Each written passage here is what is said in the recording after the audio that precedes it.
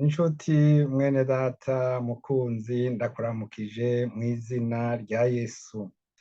Uyu muri kumwe ni Hirene Nahazwe muri ca kiganiro canyu shingira intahe Imana. Ego twaratanguye umwaka w'ibihumbi bibiri na mirongo ibiri na gatatu. Ndabipfurije rero umwaka mwiza uzubabere umwaka wo kubana no gusabana n'Imana yanyu. Imana ya Aburahamu na Izahaki na Yakobo, Imana yatwigaragaje ko yatwiyeretse muri Yesu Kristo. Mwibuke yuko nta muntu yigeze kubona Imana na rimwe, ariko umwana w'ikinege aba mu gikiriza ca se niwe yayimenyekanishije. Uwo nawe nta wundi ni Yesu Kristo. Ayo majambo sayanje nayo mushobora kwisomera muri Yohana igice ca mbere akarongo ka 18. Ego uyu mwaka rero twarawutanguye kandi turashima Imana ko turiho. Umuryango wanje muto na mugari bose baraho barashima Uhoraho. Nashaka gushimira cane mwebwe mukurikirana bino biganiro. Nasanze mu bakurikira ibi biganiro abenshi bari mu Burundi, abandi bari mu Rwanda, abagira gatatu muvyumve neza bari mu gihugu ca Zambia. Nkaba rero ndabaramukije cane ndabashimira. Ego n'ahandi ndibaza ko bariho muri Tanzania, nino mbere i Buraya aho mba. Nkaba ndabibutsa ko jewe ndi umusavyi mutoyi, umukozi mutoyi, nkaba nkorera ngaha mu gihugu c'Ubudagi. Misiyoni yacu yanje nkukira akaba ari Gishiha, ari nayo isengera kandi yantumye kugira ngo nkore umurimo nk'abasangira kivi n'iyo misiyoni. Rero turanezerwa cane iyo tugize ibiganiro. Ejo twagiriwe ubuntu bwo kuganira na mwene data Prosper Yakaremye, akaba ari umupasitori wanyu muzi. Yatuganirije ku majambo akomeye cane, kandi ndamaze kubona naho haheze iminsi mike ko abatari bake bamaze kuraba ivyo biganiro. Imana ibahezagire cane kandi bibagirire akamaro, mugire ico mubikojeje. Ego namaze kwitegereza ibintu vyinshi bijanye n'ivyo biganiro nagiye ntanga ngaha. Abantu babiraba nasanze abahungu n'abakobwa bangana 50% n'abigeme 50%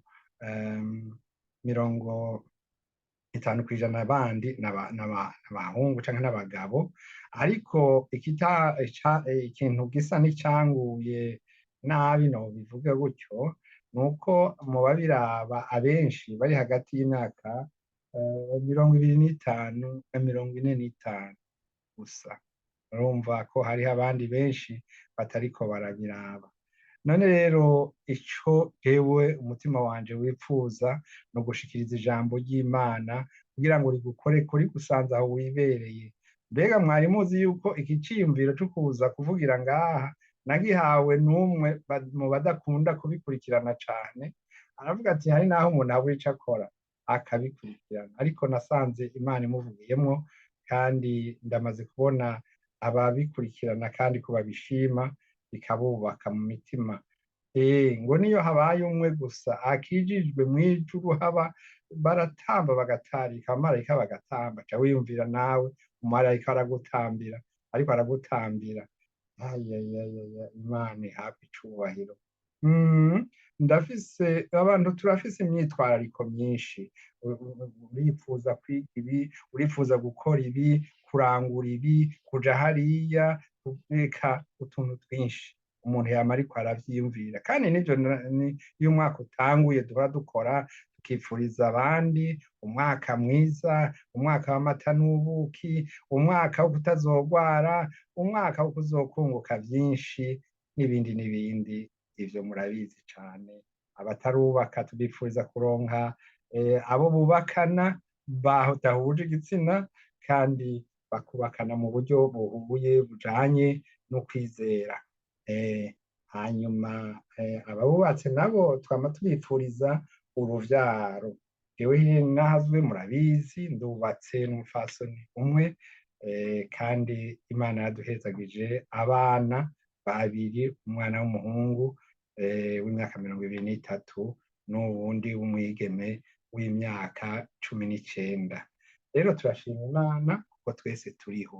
Ni Imana yabadutije natwe kandi natwe dutije ubuzima. Rero uno munsi si ikiganiro gisanzwe, ni ikiganiro co kugira ngo tubane wewe, kuko ndazi hari abagenzi benshi cane bumviriza izi video bamperuka kera canke twatelefonanye batananzi, ariko kandi ndashima Imana ko ndagufise wewe nk'umukunzi, nk'umukunzi. Hari umunsi uzoza abizeye Kristo twese tuzohurira ahantu tugahimbaza Imana, kuko kandi tuzokwiyaga umugani. Inzira turimwo ariko iragoye, ntiyoroshe, si ukuvuga ngo niyoroshe, ariko reka dusome ijambo ry'Imana kugira ngo mutumbereze ubuzima bwanyu neza, kugira ngo ntihagire ikintu kibagora. Yamara mfise akaririmbo imbere yako, reka ndirimba ako karirimbo. Ni akaririmbo kari mu gitabo co guhimbaza Imana mu Kirundi, inomero 110. Igituma nkunda Yesu ndakikubwira none, nuko uwo mukiza mwiza yantunguje amaraso.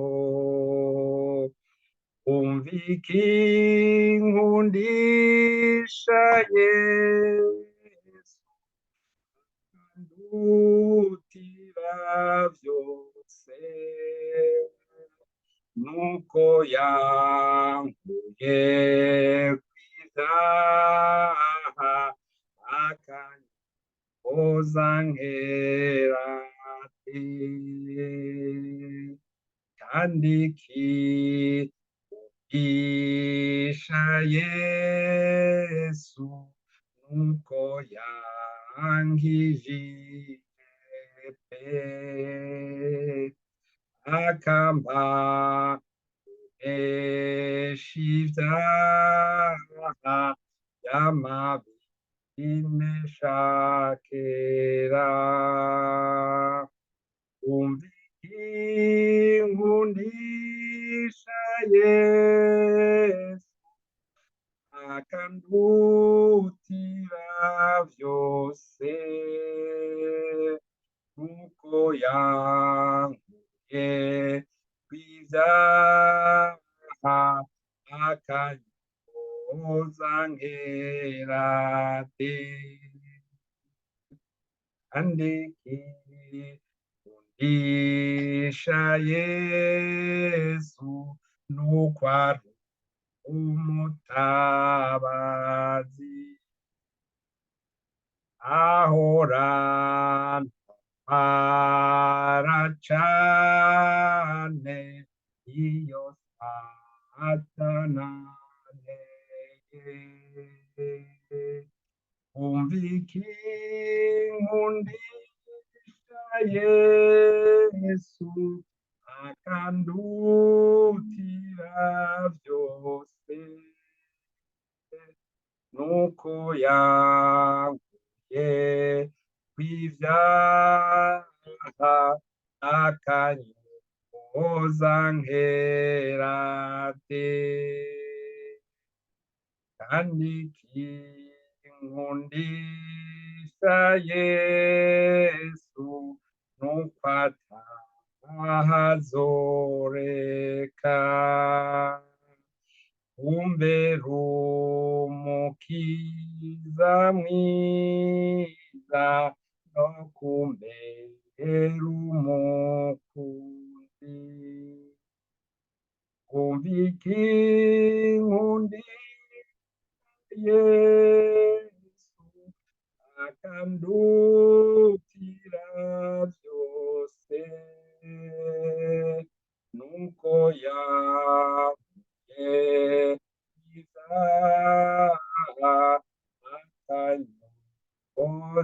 nkerate. Mana uhoraho, Mana y'icyubahiro, turagushimiye cane kuri aba bene data abakunzi bariko barakurikirana kino kiganiro. Mana yo mw'ijuru, biteze ijambo ugira ubabwire. Mana yo mw'ijuru, ico wipfuza nuko bose bakira nk'uko ijambo ryawe ribitubwira. Mana, urupfu ruzoza, ubugingo bw'aha kw'isi buzohera, ariko amajambo yawe ntazohera. Wavuze ngo uzoza kutujana kugira ngo ahuba natwe turaba ariho tuba. Mana yo mw'ijuru, mbega ab'amahanga ivyo wabibwiye abazokwizera bose. Mana yo mw'ijuru, ndasabira uyu muntu ariko arumviriza afise ingorane zo kwizera, ngo umufungure databuja aho vyanka, kugira ngo agire ukwizera ko Yesu Kristo ari umwana w'Imana, ko Yesu Kristo ari umukiza yaje kuducungura.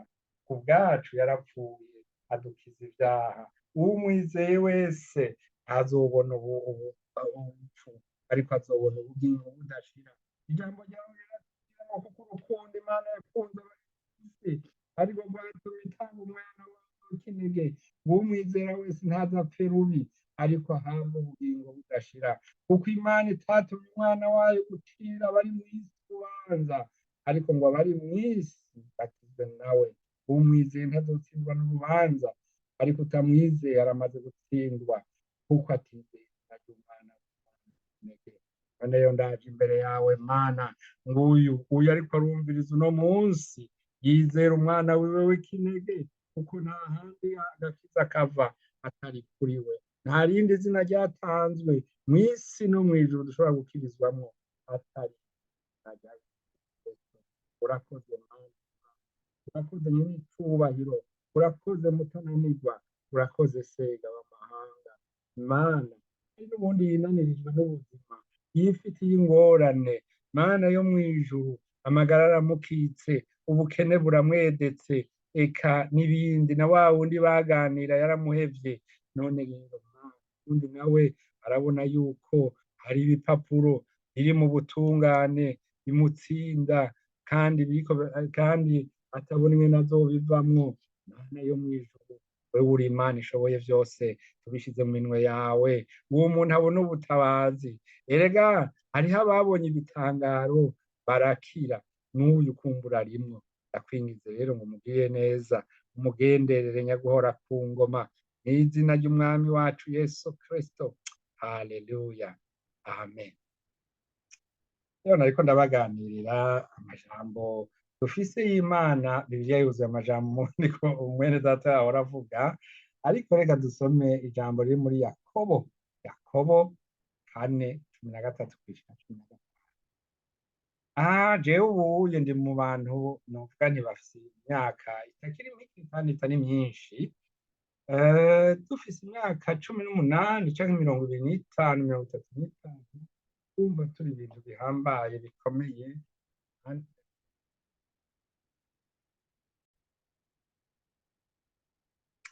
Egome, nariko ndavuga nti reka dusome ijambo ry'Imana muri Yakobo 4:13-15. Umve rero, yemwe abavuga ngo uyu munsi canke ejo tuzoja mu gisagara c'inaka, tuzomarayo umwaka, tudandaze, turonke inyungu, ariko mutazi ibizoba ejo. Ubugingo bwanyu ni nk'iki? Muri umwuka uboneka umwanya muto ugahava uyongayonga, ariko mwari mukwiye kuvuga muti umwami wacu niyabikunda tuzoramba, kandi tuzokora dutya canke dukore dutya. Nagira ndakubwire wewe, ndafise ico ndagutangariza. Ntugire ngo umunsi wo gutaha kwawe canke umunsi wo kuza gutorwa kw'ishengero ngo uzoraganishwa ngo ni yasango n'umunsi kanaka. Oya, uzoba nka wa wundi bafatiyeko icuma canke ikigwanisho ngo amaboko hejuru, holeme, hands up. Niko bizogenda. Batwara imodokari iyo uri mu muvuduko canke ukabona abapolisi baraje imbere yawe bakubwiye ati dukwirikire, stop, hagarara, niko ubuzima bwacu buzomera. Ni ukuvuga ico utatunganije muri ako kanya kiba kigupfanye.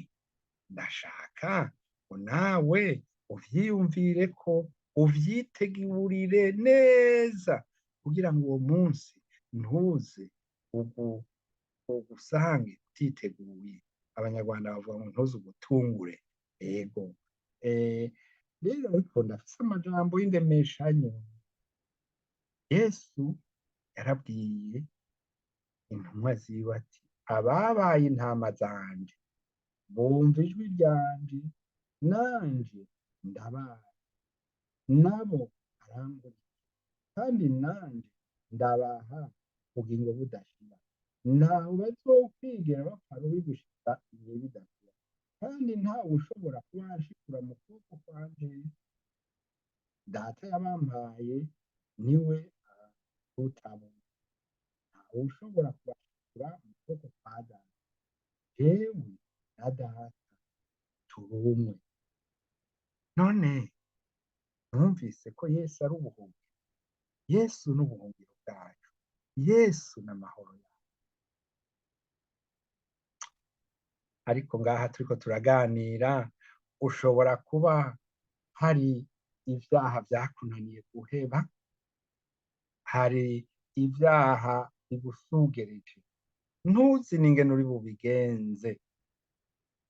Kera niho twigeze kuganira n'umuntu ambwira ati hari icyaha cananiye, none ndabigenze gute? Carananiye pe! Kandi aho ntiyabaye uwa mbere, hariho n'abandi babigiye. Pawulo bagiye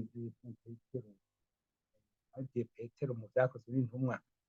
Umwarimu umupasitori Prosperi yarakitubwiye ngo abo abayahudi babaza bati bagabo bene Data, mbega tubwire. Petero arabishura ati umuntu wese muri mwebwe abatizwe mu izina rya Yesu Kristo mubone guharirwa ibyaha byanyu. Amen. Amen.